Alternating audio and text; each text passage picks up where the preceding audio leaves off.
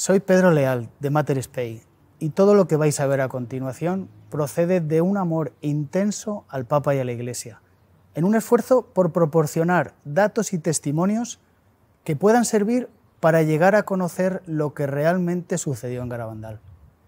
Este amor a la verdad y a la Iglesia es lo que nos ha animado a realizar este trabajo.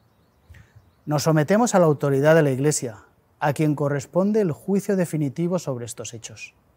Espero que os ayude a uniros más al Señor y a nuestra Madre. Muchas gracias. Sometimes the most important events in history are the ones that get ignored and silenced, as if you could somehow bottle up the outpour of a tremendous waterfall. Why is that? We argue that what took place in the 1960s in Saint Sebastian of Garabandal is one of the most important events in human history. But not only that, this event, this message, is important for you. In Garabandal, our Blessed Mother came from heaven with a call to conversion for all her children. Less and less importance is being given to the Holy Eucharist. You must make more sacrifices. You are now in the last warnings. She even mentioned a warning, a miracle, and a possible chastisement. The Mother of God came to a little village in northern Spain to help her children during a very difficult time for the Church and for all of humanity. What was she talking about? Are we on the verge of something huge?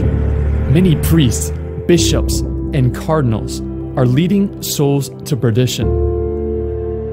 That was hard to believe in the 1960s. But what about now? Over the span of this investigation, we will speak with experts, doctors, theologians, and eyewitnesses to try and respond to the burning question: what exactly happened in Garabandal? Why was it all so quickly ignored, silenced, and forgotten? Has it really been studied? If it is real, why hasn't it been approved? Thousands of apparitions, miracles, huge graces of conversion, and like an unstoppable waterfall, Our Lady of Mount Carmel of Garabandal continues to pour upon the world her blessing. The Mother of God and our Mother wants her children to return to her Son before it's too late.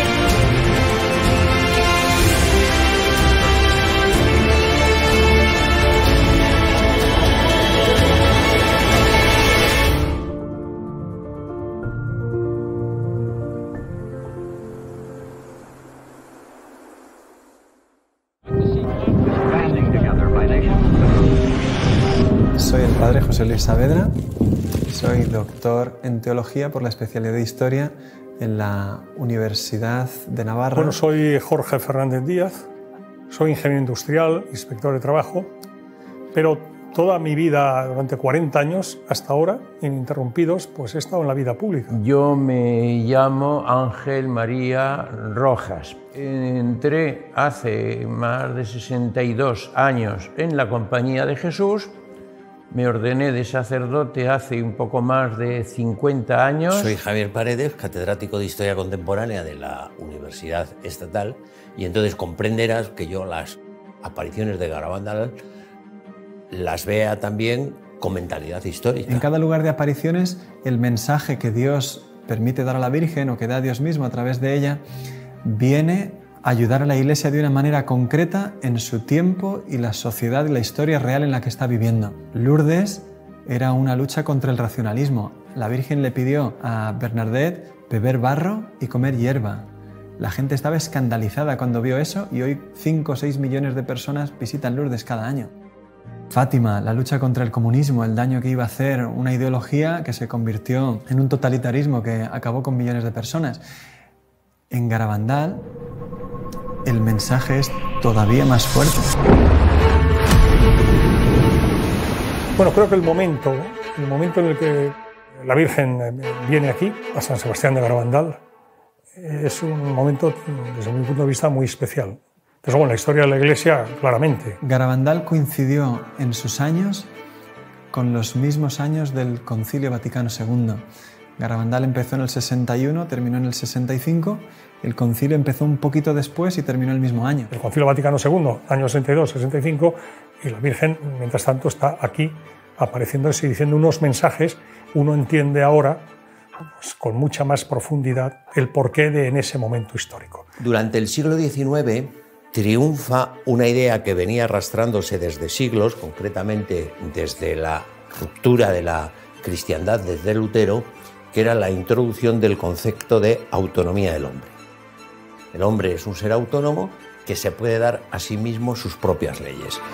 Eso mismo ocurre al final del XIX y principios del XX dentro de la Iglesia. De hecho, Juan Pablo II, en una de sus encíclicas más importantes, se llama Veritatis Splendor, en los números 4 y 5 habla de una crisis enorme introducida dentro de la Iglesia, donde los mismos seminarios y facultades de teología se han apartado de la doctrina de la Iglesia. Y en los 10 años siguientes al concilio, 17.000 sacerdotes se secularizaron y 25.000 religiosos y religiosas abandonaron la vida consagrada. Y lo vemos concretamente en la crisis de las vocaciones. Normalmente hasta el año 1964 se mantenían en un nivel de 8.100, 200 seminaristas mayores de España.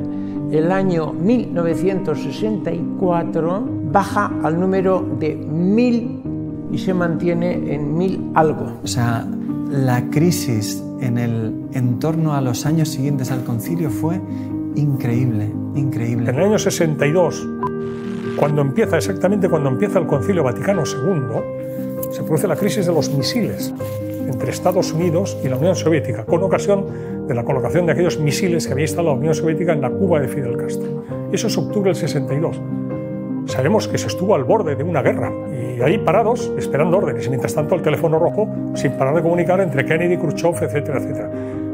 Han sido momentos de una extraordinaria gravedad en lo que hace referencia a la posibilidad de que estallara un conflicto nuclear, absolutamente. Vamos a ponernos en 1961, los que conozcan Garabandal, que echen la vista atrás lo que era Garabandal, el pueblo San Sebastián de Garabandal, a donde no se podía subir en coche, con unas niñas que eran prácticamente analfabetas, que muchas de las cosas que les decía la Virgen no las entendían. ¿Por qué la Virgen les dice a unas niñas unas cosas que no entienden, pero que sí que las transmiten?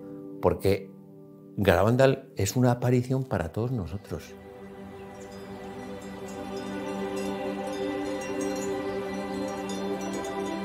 Pues yo soy David Toribio Cosío, nací el año 1935 en San Sebastián de Garabandal y allí viví casi toda mi vida. Yo soy Celina, nací en San Sebastián de Garabandal y tengo 83 años, o sea que nací el 23 de octubre del 35. Yo soy Maximina González, hermana de la madre de Conchita, tía de Conchita y madrina. Soy José Román Serrano Martínez. En su día estuve en Garabandal en el año 61, era veinteañero. Mi padre tuvo la fortuna de llegar a Garabandal a través de un buen amigo, Eustaquio Cuenca. Y bueno, de alguna manera se llegó a un acuerdo entre ellos de decir, oye, ¿por qué no va tu hijo a dar unas clases por allí, estos sabades? Pasa un fenómeno, un mes o 2 meses allí, en el verano entero. El pueblo no se parece nada hoy a como era entonces. Entonces había muchos pedruscos, muchas piedras, charcos, desigualdad del terreno. Era complicado andar por el pueblo en aquel tiempo. Allí me preguntan a veces, me dicen, ¿allí fuiste al colegio? Digo, allí hice las carreras detrás de las ovejas, al colegio muy poco. Cuando nevaba, que no podíamos salir al campo a trabajar, entonces íbamos, que eran fiestas para nosotros. Pues casi todo el trabajo era al 100% ganadería. Vacas, caballos, ovejas. Como todos trabajábamos al campo, el primero que terminaba de meter la hierba, ahora por ejemplo, en este tiempo, iba a ayudar al que iba el último. Siempre andábamos así. En casi todas las casas oía usted que en las cocinas se estaban rezando el rosario. Yo me recuerdo de mis padres, yo recé mucho y me hacía la dormida a veces para no rezar el rosario en casa. Pero era un pueblo muy súper religioso, un pueblo muy bonito era, muy bonito era. Yo tenía 26 años y cuando empezaron las apariciones, que empezaron el 18 de junio de 1961. That day, 4 girls, Mariloli, Jacinta, Maricruz, and Conchita, were playing in the village, taking apples from a neighbor's tree, when all of a sudden they heard thunder. Levantan la cabeza, miran hacia los valles cercanos, por ninguna parte ven la posibilidad de una tormenta. Es lo mismo que había sucedido en el comienzo de Fátima y en el comienzo de Lourdes. Un trueno es de lo que nos habla tanto Sor Lucía como Santa Bernadette. Las niñas están ahí reconociendo que han obrado mal, viendo que Dios les está hablando a través de ese trueno y de repente una de ellas cae de rodillas, su rostro se vuelve hacia el cielo y se queda pálida con un rostro como la cera. Cuando va a salir una de ellas corriendo a llamar a la madre de la niña, de repente las 3 que están a su lado caen de rodillas también y comienzan a ver lo mismo que está viendo ella.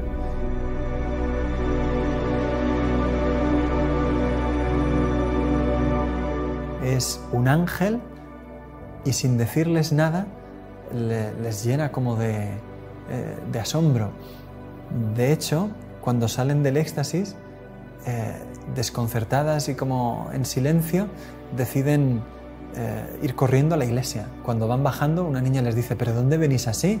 Ya responden: es que hemos visto al ángel. Ellas se van corriendo y llaman a la maestra.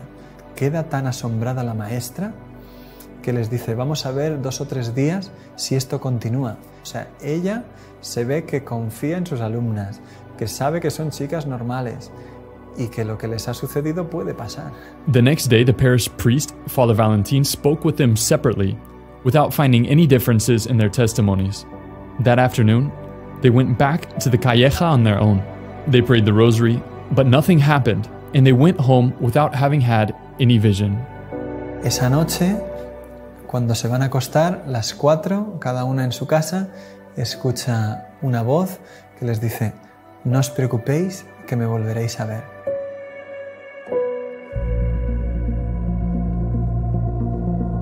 Los primeros días fueron la cosa más maravillosa del mundo. Y primero yo decía: ¿qué está pasando? ¿Qué está pasando? Claro, ya me entró la curiosidad de verlas. Rezaban el rosario y al terminar el rosario era cuando tenían el éxtasis y se quedaban rígidas. No las podíamos mover del sitio, ni un dedo, ni mover un dedo, ni nada. Pues venía gente que no creía en las apariciones y le hacían daño a las niñas. Las pinchaban, le metían unos focos por los ojos, porque no pestañearon nunca. Las niñas nunca pestañearon, siempre miraban al cielo con los ojos abiertos.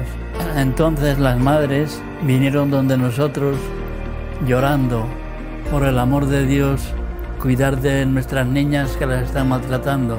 Entonces a partir de ahí, nosotros los mozos, que éramos unos 20, pues las cuidábamos, andábamos con ellas y fue maravilloso porque nos enterábamos prácticamente de todo.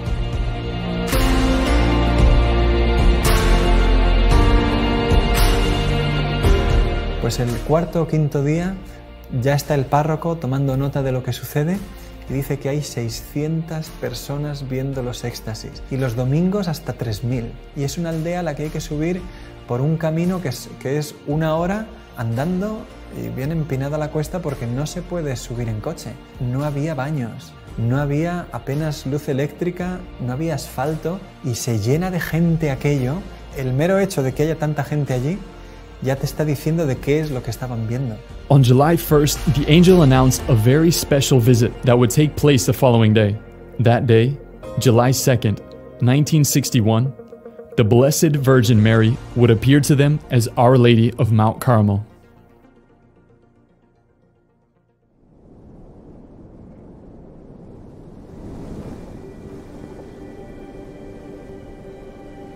Me llamo Juan Hervás y soy doctor en medicina y especialista en pediatría.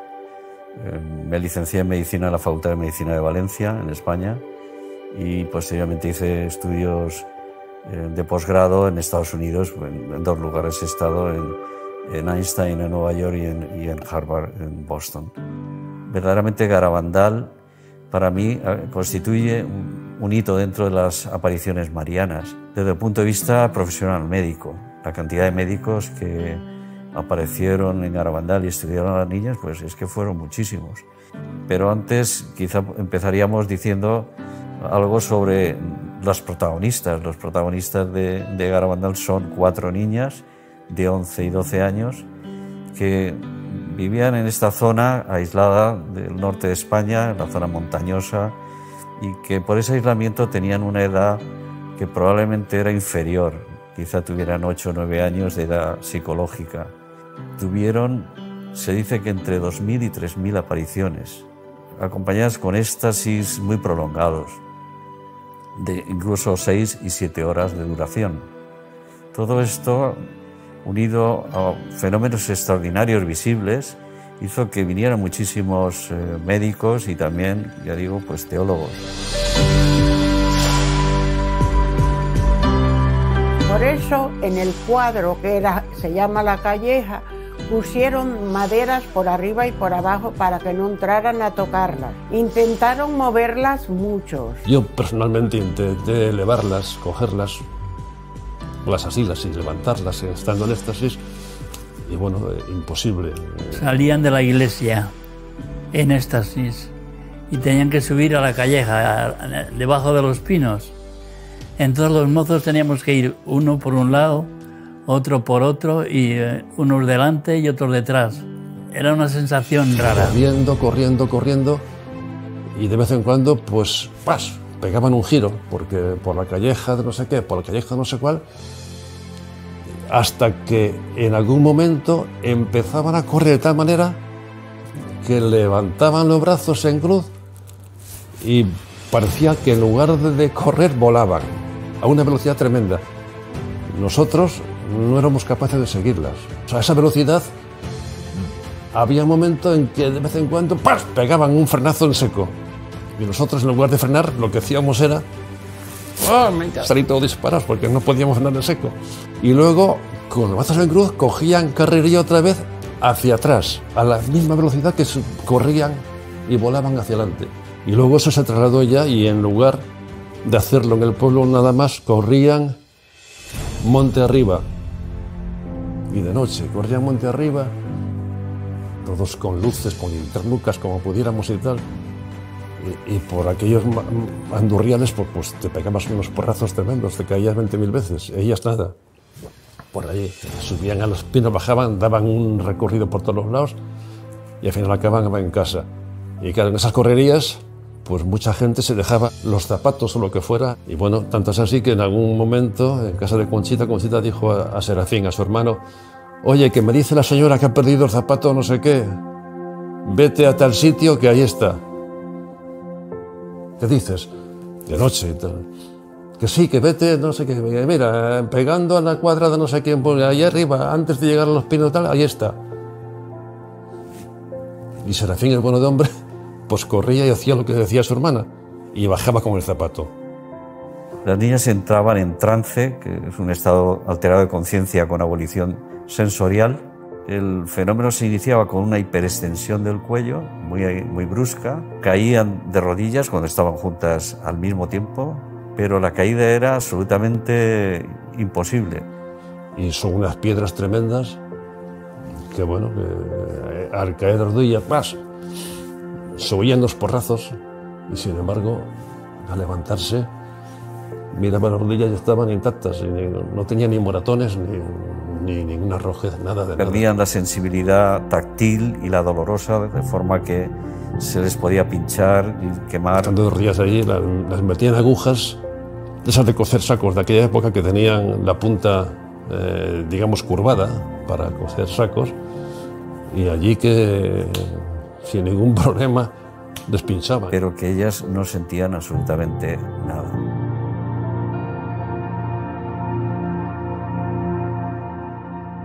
apareció por allí Máximo Frösler, ingeniero alemán, vivía en Santander, y por las circunstancias que fuera oyó hablar de Garabandal, y este hombre nos decía: yo soy protestante, teóricamente no creo en la Virgen, pero bueno, yo no entiendo lo que está pasando allí. Son unas niñas de 11, 12 años, débiles, pequeñas, de un pueblo allí perdido, y él era muy fuerte. Yo una de estas niñas la cojo y la levanto en una mano, pero cuando caen en éxtasis no puedo mover ni una mano. Niñas que además se les veía relajadas, se movían tranquilamente y entre ellas se movía una a otra, así normal, pero yo, si intento mover una mano, no puedo. El prior de la Trapa, un hombre fortachón con el que he coincidido yo allí, entre él y yo, intentar en éxtasis levantar o mover un brazo de una niña, no hemos podido. Entre él y yo no es que no podemos levantar, sino no movemos un músculo. Pero además notamos que la niña no hace esfuerzo, está relajada. No lo entiendo. Por ejemplo, un señor de Madrid, un muchacho de Madrid, joven, no, de Barcelona, pues se arrimó a Simón, el padre de Jacinta, y le dice: Simón, yo no creo en estas apariciones. Bueno, yo no creo en estas apariciones ni creo nada. Ando muy mal espiritualmente. Y le dice Simón a este joven: mire usted, la niña de la izquierda es mi niña. Yo le doy permiso para que vaya usted allá y la toque, la levante o haga lo que quiera. Yo soy su padre y le doy permiso. Fue este mozo de Jacinta, se pone a levantarla y no pudo. Y volvió y le dice: Simón, no he podido levantarla. Eso me parecía a mí, dice él. Termina la aparición y le dice Simón a Jacinta: Jacinta, este señor te quiso levantar cuando estabas hablando con la Virgen. ¿Quieres ponerte de rodillas para que te levante ahora? Se pone la niña de rodillas, lo al mozo y la levantó. Ahora creo en Garabandal, ahora creo en Dios. Ay, gracias a Dios. Ahora creo en todo. No, es que es impresionante.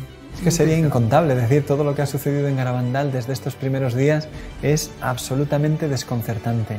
Levitaciones, devoluciones de esos objetos religiosos besados. La niña tenía a lo mejor 100, 200 objetos, cuenta Pepe Díez, que se les hacía como una bola todo delante de lo que ella tenía, de medallas, rosarios, y cogía de uno en uno como fácilmente y lo devolvía a la persona que fuera sin preocuparse. Una señora le dio las medallas, la suya, la de su marido, la de su hijo y la de su nuera. La Virgen besa cada una de estas medallas y la niña no le devuelve a la señora las 4. Sin haberlos visto, le pone a cada uno la suya y sin equivocarse a las 4 medallas que la señora le había dado. Claro, la señora dice: ¿yo qué más necesito ver? Si es que llorando allí delante de todo el mundo, diciendo: es que es imposible que haya acertado las 4 medallas a cada uno la suya, sin saber ni quiénes somos, ni de dónde venimos, ni de quién es cada una, y sin mirar las medallas. La Virgen como se manifestaba dejando ver algo, claro, que atraía cada vez a más gente. Quienes volvían a casa y contaban esto hacían que viniese cada vez gente de más lejos. Soy Román Martínez del Cerro García de Blanes. Conocí Garabandal fundamentalmente a través de 2 jesuitas, Lorenzo Lacabe y el padre Ramón María Andreu. Tenía entonces 15 años. Mi padre era catedrático en el mismo instituto, con un pequeño 600 que teníamos, nos vinimos a ver a Garabandal. Dejamos el coche en Cosío, era imposible subir desde Cosío a Garabandal porque era una pista forestal llena de barro, imposible, pero encontramos un Land Rover que nos subió a Garabandal. Entonces la primera que yo viví directamente, a mí me gusta sobre todo hablar personalmente de lo que yo he vivido. Me han contado, sé mucho, he leído, pero yo lo que de verdad viví es lo que más me gusta transmitir porque lo hago de primera mano. Mariloli tenía aviso por la tarde, por la noche, y nos fuimos a la taberna o tienda que tenía su padre. Nos sentamos allí, tenía la escalera a mano derecha entrando, después una barra y no había sitio, habíamos 10 o 12 personas, y yo me senté en un saco en una esquina de esa tienda esperando esos avisos que la Mariloli podía tener. pasaban las horas y yo estaba, después del viaje además estaba reventado, me quedé dormido, mi padre se quedó dormido y todos estuvimos. Y más o menos sobre las 3 de la madrugada, de pronto yo me despierto, ruido, ya. Salimos todos corriendo y pasó la barra en la parte del fondo y Mary Lori se había caído en éxtasis en la cocina. Se había oído, fue impresionante el ruido de las rodillas en el suelo. Eso fue impresionante. Ya salimos todos a verlo. Yo tenía 15 años, yo iba más de curiosidad que otra cosa. A mí me pasó que cuando yo vi a la niña se transfiguraba. O sea, la niña se embellecía, pero una cosa increíble. La niña era una niña normal y corriente y de pronto era otra. Más bien pálida, con una sonrisa y con una cosa fuera de lo natural. Y a mí eso me impresionó tanto que me empecé a temblar y no era capaz de controlarme y lo pasé fatal. Pero fatal porque yo no sabía si me iba a caer o qué me pasaba. Nadie se me hacía caso porque todo el mundo estaba pendiente de la niña y yo era el que menos pintaba allí. Y en ese momento yo pues me dirigí a la Virgen y le pedí por favor que me quitara aquel temblor. Me lo quitó y desde ese momento empecé a disfrutar. Perdón. Eso me pasó. Bueno, desde ese momento empecé a disfrutar de lo que era la presencia de la Virgen en una presa. Entonces, hay veces que me preguntan, ¿cuándo de verdad pensó que la Virgen estaba presente allí? Desde ese momento. Hay 2 momentos del Evangelio que a mí me recuerdan mucho aquello. La transfiguración en el Monte Tabor, la sensación de que Virgen está aquí, la sentimos todos. Y la otra, la alegría de, por ejemplo, la visita de la Virgen a su prima Santa Isabel. Esa alegría y ese bienestar fueron en todas las apariciones. Y sobre todo desde ese momento. Sadly, these events were not well received by all. They were strongly resisted by many intellectuals. This occurred with the so-called First Episcopal Commission, which visited the village only 3 times over the course of the entire first year of the apparitions. The day Our Lady appeared for the first time, the entire commission was present. Father Francisco Odriozola, secretary of the commission, along with 2 other priests and 2 doctors, Dr. Piñal and Dr. Morales. La comisión comentó con alguna de las personas que había por allí, que había venido con ellos, que aquello se iba a terminar ese mismo día. Pero no se estudiaron los hechos extraordinarios que ahí estaba pasando. De hecho, el doctor Morales nunca más subió a la aldea. Él mismo lo cuenta en una conferencia que dio años después. Solo estuve en la aldea en una ocasión. Y sin embargo, de mis informes negativos vino la condena para Garabandal. La comisión, de hecho, no volvió a subir hasta finales de julio y subió por la noche para intentar llevarse a las niñas a escondidas y que todo aquello se terminase. Las familias se negaron, excepto la de Conchita. Se llevaron a Conchita, estuvo 8 días en Santander y la terapia que le dan a Conchita es llevarla a la playa, llevarla a la feria y mantenerla ocupada para que no piense en las apariciones. Y yo fui con su madre a Santander, a casa de este sacerdote, a buscar a Conchita. Yo vi, Conchita le mandaban que si no lo negaba, a ella la llevarían a un manicomio y a los padres a la cárcel. Entonces ella, hartándose de amenazarla, ella dijo: bueno, pues lo mío no será verdad, pero lo de las otras al mejor sí.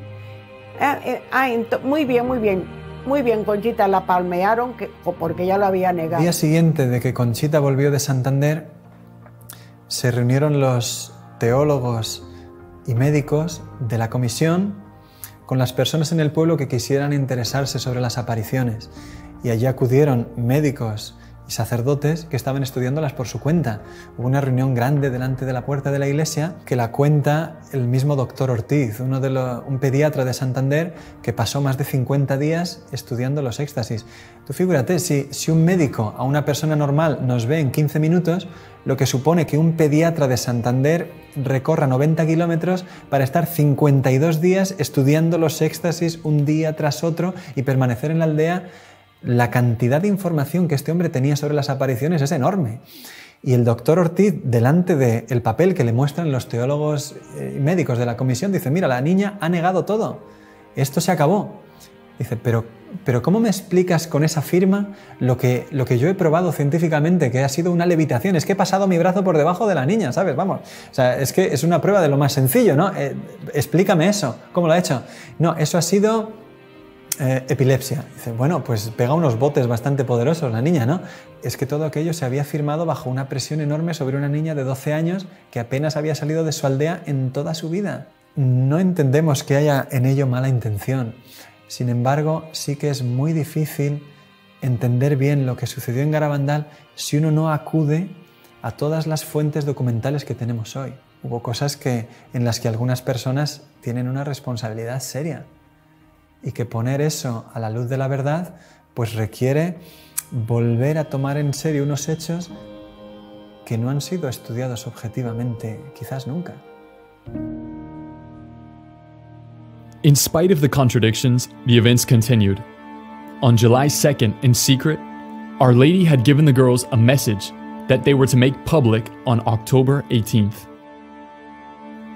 Cuando la fecha se acerca, los peregrinos comienzan a acercarse a la aldea, miles de personas, está abarrotado como nunca. Y sin embargo, los peregrinos para llegar ahí tienen que atravesar una jornada que es de lluvia, granizo, incluso por la tarde llegó a nevar. Sí. Me acuerdo del día lluvioso, porque en mi casa había gente y traían unos zapatos muy bonitos y entonces, como estaban muy mojadas, entraron en mi cocina y los metieron al horno a secarlos. Y estábamos hablando y se nos olvidaron los zapatos y entonces se le quemaron los zapatos, eran marquesas o no sé qué eran, sí. Se leyó en los pinos, lloviendo, llovía a mares. La Virgen pidió que las niñas se lo entregaran al párroco delante de la iglesia y allí lo leyeran ellas. Y después, en los pinos, volviese a ser leído el mensaje por el párroco, don Valentín Marichalán. However, the commission pressured the priest to do things differently. The message was not made public in front of the church. It was not read by the parish priest either. It was announced that only the girls would read it in the Pines. Los testimonios son muy fuertes. Hay una mujer que habla de cómo caminaban entre el barro a empujones para intentar lograr buenos puestos. Cuando ya finalmente se dijo se va a publicar el mensaje, pues la gente subió a los pinos, pero la carrera que se organizó para eso, la gente caía, resbalaba, se empujaba. Y cuenta ella, dice, lo increíble es que no nos matáramos, miles de personas para conseguir un buen puesto, y dice ella, yo quedé como a unos 60 metros de las niñas, y claro, apenas oí nada, pero cuando ya llegó el mensaje, toda la situación me tenía completamente ya vencida. We must make many sacrifices, do much penance, and visit the Blessed Sacrament frequently. But first, we must lead good lives. If we do not, a chastisement will befall us. The cup is already filling up. And if we do not change, a very great chastisement will come upon us. Insiste mucho en lo que fue el mensaje de Fátima.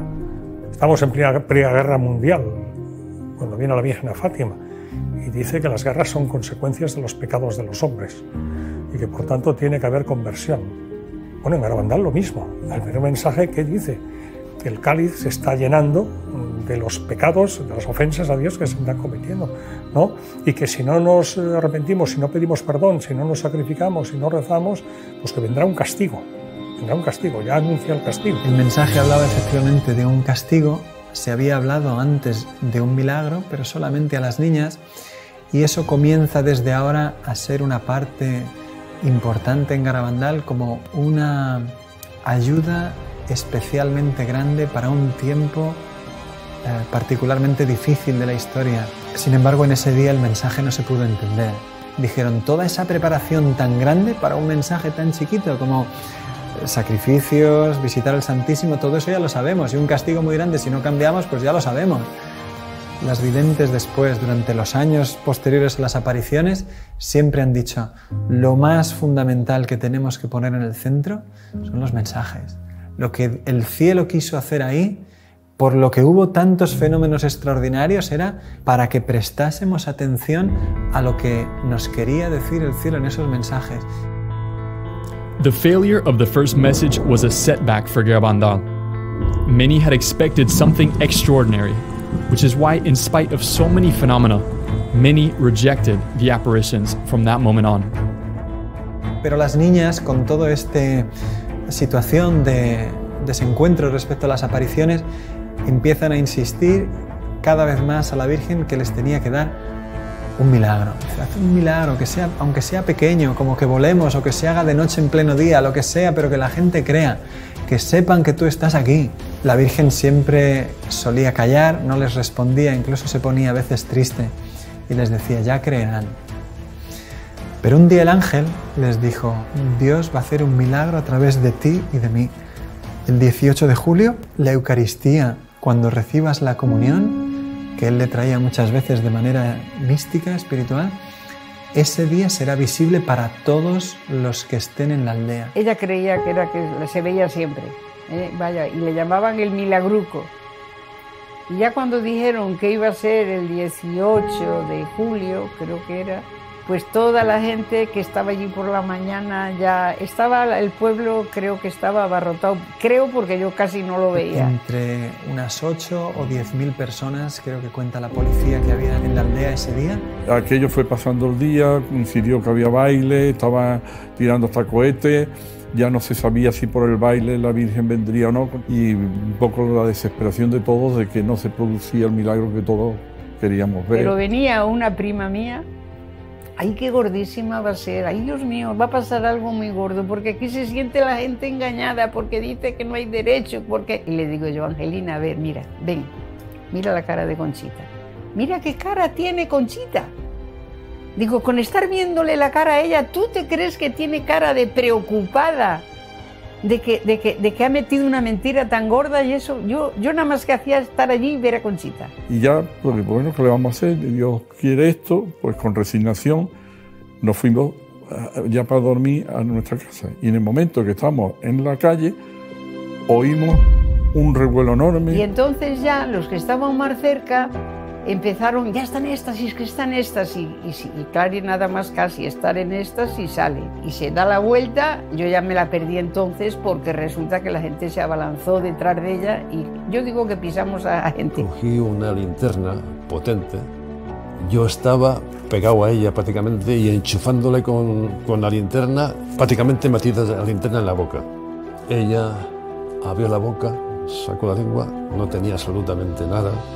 Y de repente apareció un punto. Saca la lengua y empezó a formarse una cosa blanca, blanca, blanca, muy blanca, mucho más blanca que la nieve. Se fue agrandando en forma de espiral. Era como una moneda de 10 duros, decía yo entonces, y así la sacaba todo lo que podía. Y yo vi después cómo se le iba aguando hacia alrededor cuando ya se le estaba deshaciendo. Y hasta que la tragó. Daban a Benjamín Gómez, pero ¿estás seguro que no la tenía en el bolsillo y la puso o que la tenía ya en la boca? Mire, yo estaba a 20 centímetros de ella, es imposible que hiciera nada, estaban muy vigiladas. No estaba a una distancia, no, estaba pegado a ella. Pero eso, ¿quién ha dicho que la tenía en los brazos, en las manos? No, hombre, es que es una barbaridad. O sea, es que la lengua estaba totalmente limpia, y de repente apareció un punto blanco, un punto, nada más que un punto. En la lengua. ¿Dónde se dio ese punto? La impresión esa tan fuerte, yo no la he tenido en mi vida. Yo decía, gracias Señor, ahora sí que estoy segura de que existes, empezaba yo. Yo me he enterado después que alguno de ellos, que después que no lo creía después que había sido eso cierto lo que había visto. 2 testimonios contrarios llegaron al día siguiente a la aldea. Uno de ellos ya esa misma noche. Un señor, José Antonio Giuliani, no vio el milagruco, él no consiguió estar en la zona, en la calle donde eso sucedió. y estando lejos le preguntó a uno, ¿tú lo has visto? No, ¿tú lo has visto? Tampoco. Pues ya está, todo es mentira, se lo han inventado, es de noche, la oscuridad, las dificultades, la pericia de las niñas, nos la han colado. Y se extendió la noticia de que nos habían engañado, de que era todo mentira. Pero en realidad este señor no había visto nada. Otro, cuenta Conchita en su diario, que se fue al obispado de Santander, un religioso, el padre Justo, franciscano, y dio testimonio de que aquello había sido todo mentira. Unos días después, sin embargo, pidió a unos religiosos de su comunidad que pidieran disculpa a las videntes. Dice, mira, no sé por qué hice eso, pero estaba enfadado. Estas personas no vieron nada y sin embargo tenían un testimonio que hizo muchísimo daño.